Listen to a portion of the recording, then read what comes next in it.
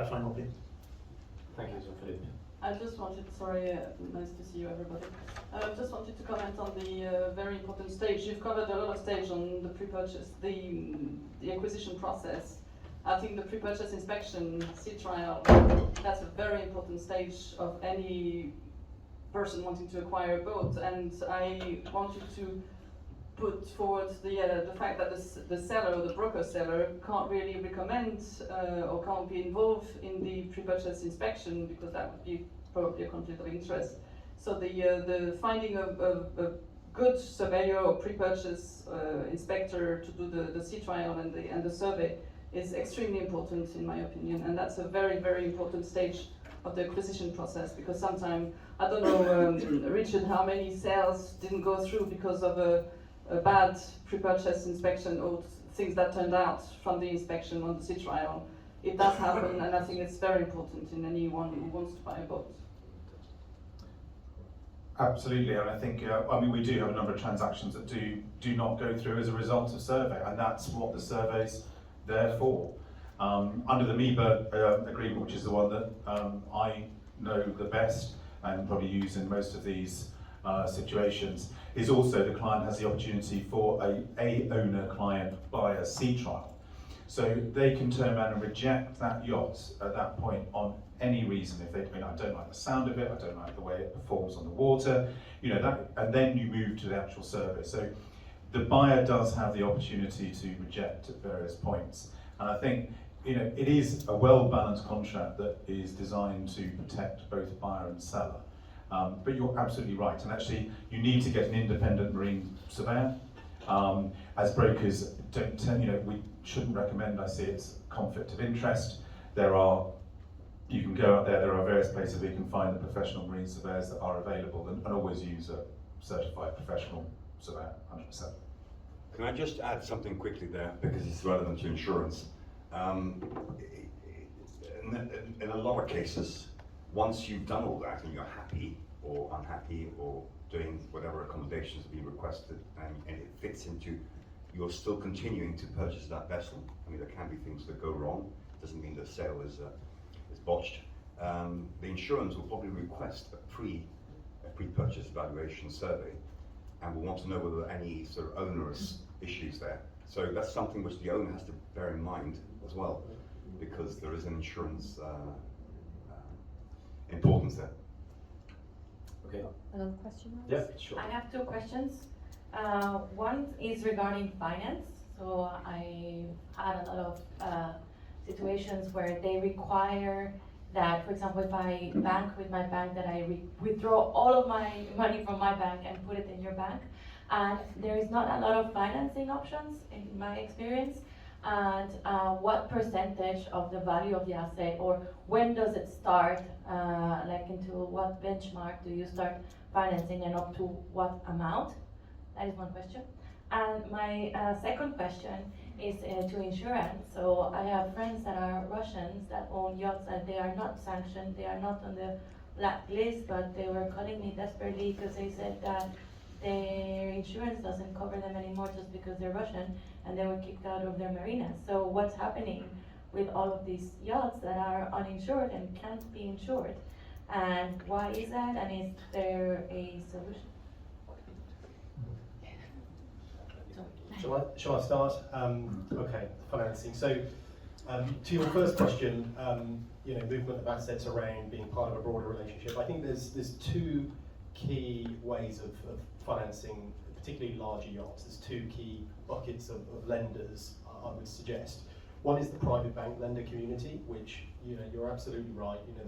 They will lend as part of a broader relationship. Now, part of that is risk related. They think I'll lend to a client, but not just taking a risk on the asset that I'm financing. I want to know who I'm lending to, and I want to see other assets that they have under my management from a risk preservation perspective.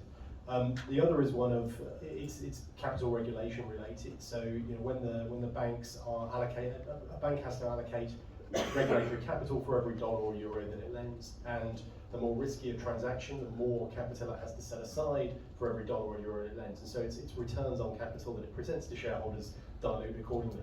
Unfortunately, yachts are not necessarily seen by the regulators as the most liquid of assets to finance, and so the banks capital consumption can be pretty high. And rather than go to a client and say, I'm going to charge you a sky-high interest rate, what a lot of the private banks do is they'll say, look, I'll charge you a reasonable rate of interest, a little bit more than I charge you to finance your Monaco penthouse. But I do need more from you. So I need a portfolio that you'll let me to manage, and I'll generate some income on that to offset the discount I'm giving you on the capital I'm consuming behind your leg. So that would be the private banks, but there are a lot of lenders that aren't private banks that are prepared to lend. Now they are a little bit more expensive. You may pay 2% more per annum, for example, interest or thereabouts, but they will only be interested in the yacht that they're financing. So they will allocate a certain loan to value against it, and they will provide a straightforward loan, just like you might get from Mercedes if you're buying a new Mercedes. It will be exactly the same. In terms of loan to value, I think that can vary quite a bit as well. And there are a lot of inputs to loan to value. The client is one side of it. How great is the client from a credit assessment perspective, from the way the lender sees them. The yacht is, of course, a super important piece. How liquid is the yacht? What is sort of the heritage of the yacht? What is the mark? Are there any comparable yachts? How bespoke is it? I guess if it's super custom, a bank may take the view that actually it may take a while to sell this yacht if things go wrong, and so we have to haircut the amount that we advance a little bit. But by and large, an owner could reasonably expect anywhere between about 50 and 70% loan to value as an advance rate against their yacht. I think the private banks will probably lend a bit more than the non-private banks, but again, they are going to ask for some sort of assets under management that they can manage if they're not already, and that is often around 30 to 40% of the loan value. And so if a client's thinking, rough numbers, if they're thinking, I'm going to buy a 50 million euro yacht, I've got my private bank that's willing to lend me 30 million. That private bank may also want 10 million under management, and so the client then is borrowing net 20 million, has to find 30 million of their own equity. Whereas a dry lender may say, I won't lend you 30 million, I might only lend you 25, but I don't need any other assets under management. And so that for that client, that might be a better option, but it just depends. And I think to your last question, availability of financing generally. There are a lot of lenders globally that will finance yachts. I'd say at the moment they're weighted heavily to the US. US clients with US flag yachts don't find it very difficult to finance them. A lot of US banks and non-bank lenders will finance very high loan to values. I've seen 80, 90, even 100%, at frankly very cheap interest rates. I don't know if those options are. What's a cheap interest rate? For some, that might be 1.5% above the base rate. But that would only be available to US clients. If you have a client, if you have a German client or a French client or even a British client, those banks, unfortunately, that's outside of their level of interest, and they will only finance their own. But I think that's the case for a lot of yacht lenders globally. So there are British lenders, for example, that will only lend to clients that have a lot of their assets, wealth, and investments in the UK. Outside of that, even if it's a Mediterranean, French flag or a Maltese flag yacht, if it's a British client with a large house in London and commercial investments in London, UK lenders would still lend to them, but they wouldn't lend to the French client or the German client. And it's similar when you talk to German lenders and French lenders. Everybody tends to support their own, but there are only a few lenders that will actually have more of a global reach, and so quite hard to find, which is where I come in handy. So, Okay, all right. I think, was there a question Insurance for question. Rich? Okay, you touched on the hot subject. I'm very conscious there's about 3 underwriting gurus in front of me who are much more experienced than I am, being a pure independent broker. I'm going to ask you a question, but I'm going to give also the audience my thoughts on all this.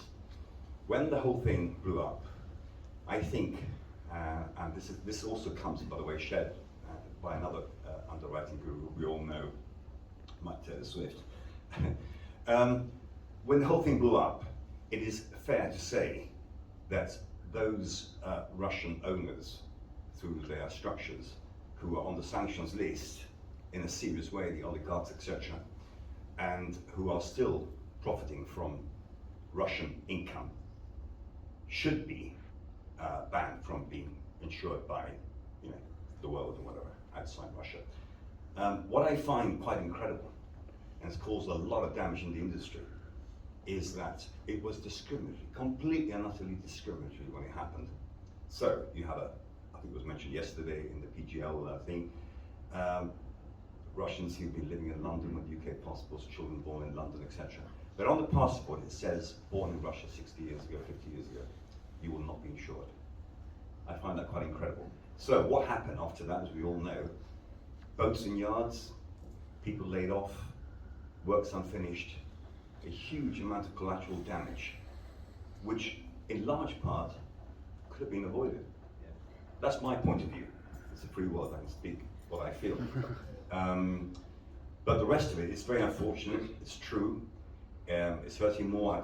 I've got not many, but I've got say 6 to 7 bona fide good Russian clients. A few of them had to sell their yachts.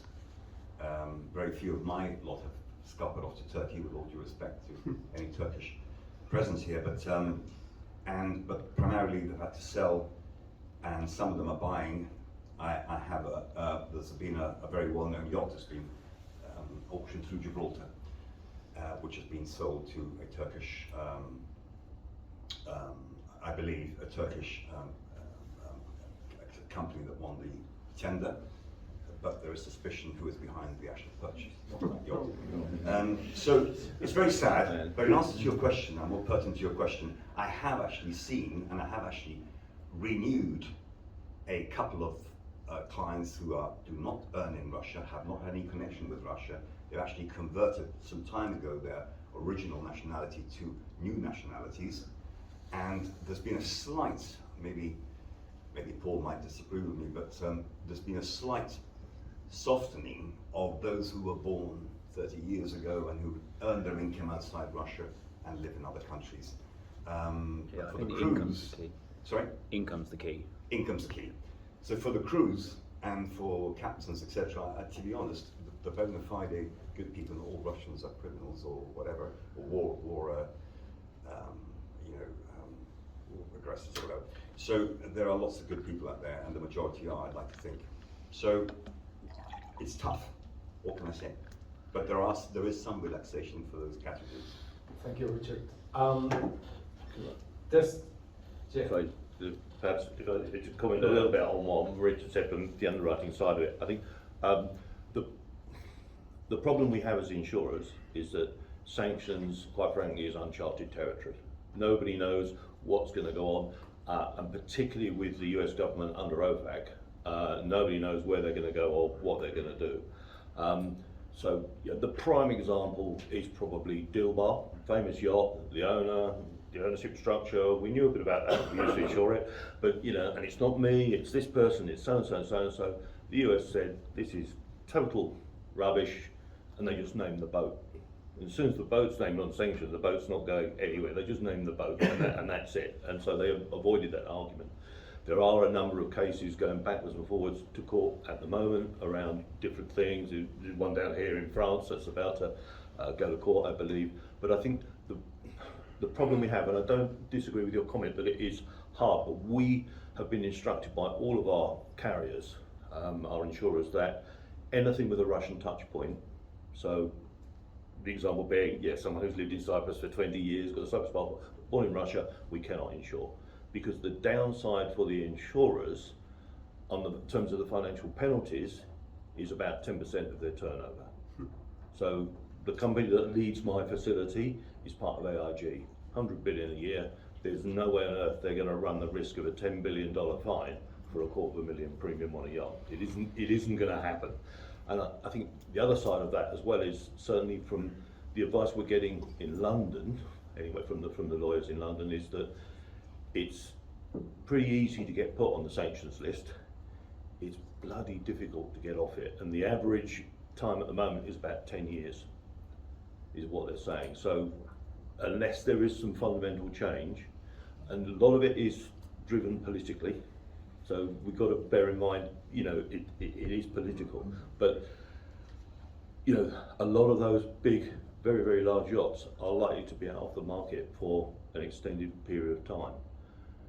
We do think that with a change of government in the UK, we think rather than having Boris Johnson's sort of broad blanket, we're doing everything approach, they will probably go down more of an OFAC type route, so where they just name people or companies and whatever rather than the blanket thing, which will potentially, I'm not saying it's going to happen, but potentially will allow us to start to write the Russian touchpoint business again. But until that occurs, at the moment, that's the way it is, and that's pretty much the same for, I mean, everybody in London, plus majority of the major European insurers. There are some markets who will write it, but, you know, I think you said earlier, you know, don't expect voluntary goods at Woolworth prices. You know, if you want your claims paid, you know, but the problem is if you've got no insurance at all, then that's where the difficulty lies, and you can't move the boat, you can't do whatever. So the P&I clubs, I know, are looking at it in a similar way. They are thinking about softening their stance, partly because the Italian government is a good example. That they have probably 6 or 7 yachts, I think, under arrest in Italy at the moment. They have been trying to come into the insurance market using Fincantieri as a front, as a government agent to look after the boat, saying, can we buy 690 million euros of excess ship repairers legal liability for the boat? And they can't buy it because if there's a claim paid, it's the benefit of a sanctioned individual.